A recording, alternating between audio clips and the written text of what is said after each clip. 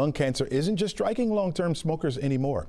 Doctors are seeing a rising rate among younger and middle-aged women and even people who've never touched a cigarette. The Lung Cancer Research Foundation has found that roughly 1 in 5 of all lung cancer deaths occur in people who have never smoked a cigarette.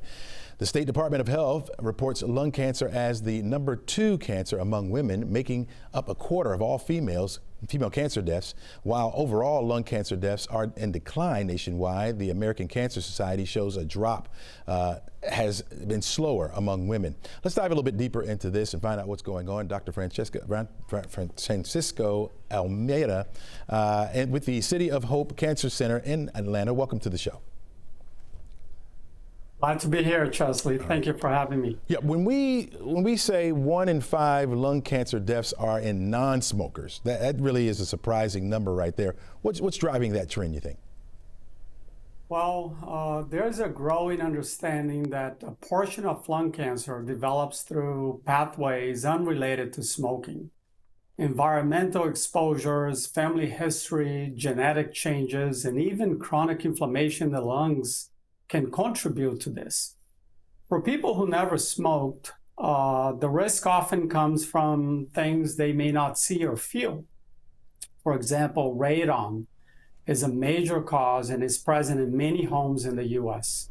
The Surgeon General recommends all homes be tested for it. I test my home often. Air quality, household exposures, and genetic factors can also increase risk. It is important to recognize that at the end of the day, symptoms in a non-smoker should never be ignored. When you talk about those symptoms, talk to me about that, because this is not something that's screened for, right? Yeah, it's not super easy, but a persistent cough, a chest discomfort, a pain, and especially if you cough up blood. And sometimes symptoms can be not related to the chest. You're feeling fatigued, losing weight, stuff like that. So any of those things, the patient should seek to see their doctor.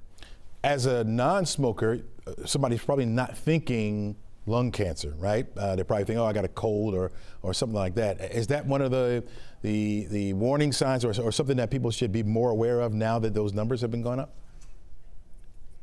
Yeah, I mean, a simple cold that lasts a few days and goes away, it shouldn't be, a reason for concern.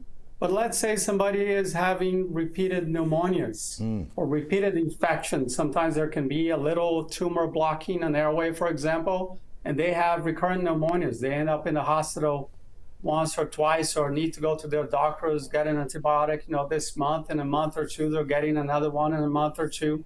So those are reasons to look into it, to get proper imaging testing, for example, a chest x-ray or a CAT scan, preferably, depending on the case.